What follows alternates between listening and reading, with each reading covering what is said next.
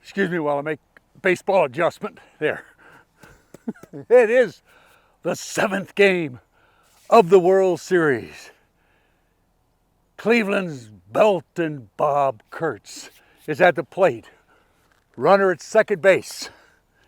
Can he bring him in and bring Cleveland their first title since 1948? What will he do?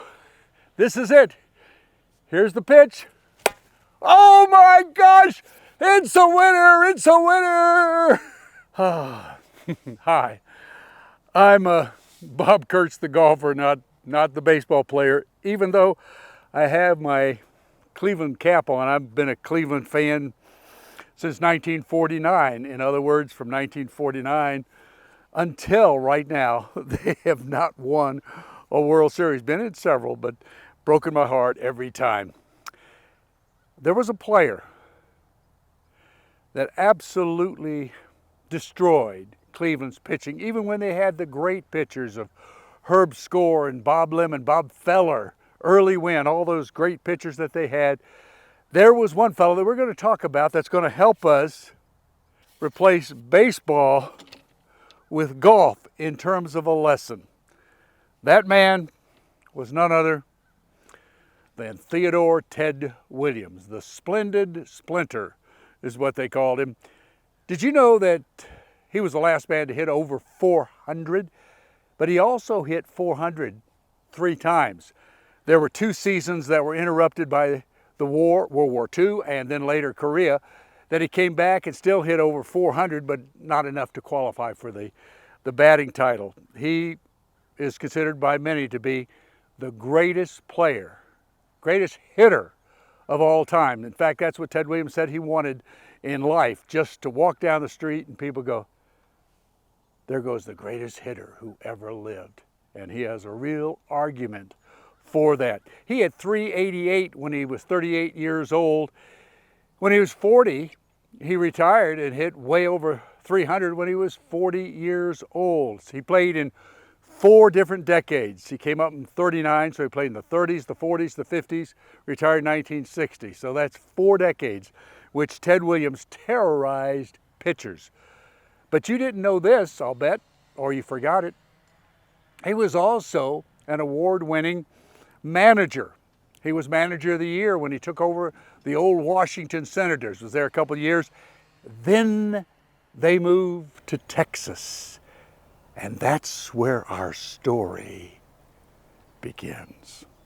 So Ted Williams and the Washington Senators moved from Washington to Texas, to Dallas-Fort Worth in 1972. I was a sportscaster there for the CBS station, Channel 2 in Dallas. So I would go out to the ballpark early. The ballpark at that time was an old AA ballpark, small, only seated about 12,000. So to get a Major League franchise, they had to expand it to 30,000. They had metal bleachers all around third base, first base, and all the way around the outfield. It wasn't much of a ballpark then, but later, of course, Texas became the world champions just recently. But back in the day, they weren't very good. Ted Williams had to manage this ragtag bunch, and I'm there watching them play the Minnesota Twins. It's pregame. Nobody's on the field. Everybody's left. Toby Harrah of the Texas Rangers was in the batting box, and Ted Williams was standing there giving him pointers. I'm at the batting cage watching the mighty Ted Williams over there, Toby Harrah hitting there in the batting cage, and Williams is saying, do this, do that, and he goes, oh, and he was very profane. Ted Williams was extraordinary. Just give me the blanking bat. And he walks in, great left-handed hitter, and he's telling the batting practice pitcher, come on. He says, now to Toby Harrah, he says, watch my hips. He said, here, I'm going to pull it down the right field line. He says, watch my hips. And he, come on, throw it. He throws it and pow! And Williams hits this one hop line drive that goes over the fence. It would have been a ground rule double. He says, okay, you saw that. My hips, how fast they move. Now, watch. We bounce the hips like this and we go to center field. Come on, throw the pitch. boom, over the center field fence. He says, and if you want to slice it down the line, you hold the hips back. Pow. Now just let me show you here, by restricting the movement in Harmon Killebrew's hips, how it affects the power in his swing. Now go ahead, Harmon, and try to swing, and I'm going to hold your hips back in your swing. Gee, I don't have anything there. Now let her go through and swing a little bit. Gee, I don't have anything left with my arms. Yeah, and as a result, he can't hit with any authority. Meanwhile, look over at third baseline. The Minnesota Twins had come running out of, of their locker room. And it's Harmon Killebrew and Tony Oliva and Rod Carew, and they're going, Ted Williams is in the batting cage, Ted Williams is in the batting cage. And they're all like this watching him. It was the greatest example of hitting a baseball I have ever seen. So what do we learn from that? How does it help us? Remember what Williams says. It's the hips, the hips. Watch the hips, watch the hips. Come on. And boom, we're going to talk about how the hips work, and we'll say hip, hip, hooray for the splendid splinter. You take a fellow that doesn't swing the bat real quick, and you say, well, why isn't he quick? He's strong. You grip his hand, he's strong. He's built strong. And why isn't he quick? There's only two secrets to that. That he isn't getting good hip action. Because without hip action, without the hips leading the way, it's impossible to be quick. And this game has to be quick. You're dealing in tenths of seconds from the mound. And it has to be strong because you're trying to hit with authority.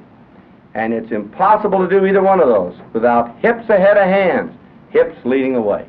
So what are the strongest muscles in your body? What are the strongest muscles to use in the golf swing? What's the answer, Iron Man? Well, it's clear.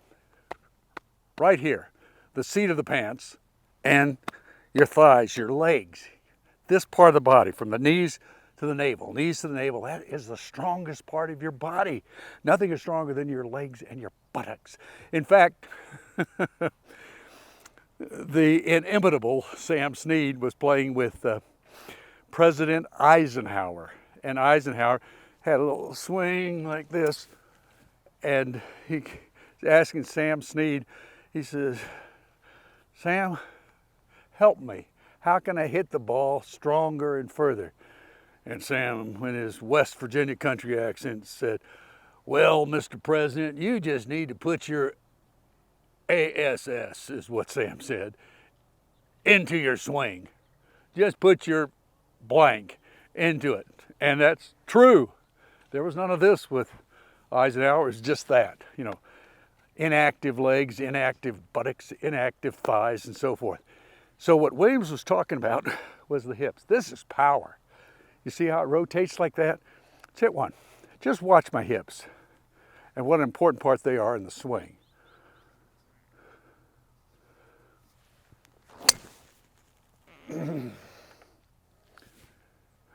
There are no pine trees in the middle of the fairway. There are out here at the range at Chaparral Pines in Payson, Arizona. I maybe should have hit it a little bit left of that pine tree, but that was straight. That was where I wanted to go. So your important lesson is begin to use this. Begin to use this part of your body. You can make an X, can't you? X like that. Think about your hips and your shoulders. At impact, they're like that. I mean, at address, they're like this, right? But at impact, your hips are like this, your shoulders are like this. They form an X, this way and this way. So in other words, at impact, see how my hips are wide open and my shoulder is back here? My shoulders go like this, my hips go like that. Think of making an X. If you can get to that, if you can make an X, you will be using your hips and your game, and your power driving will be absolutely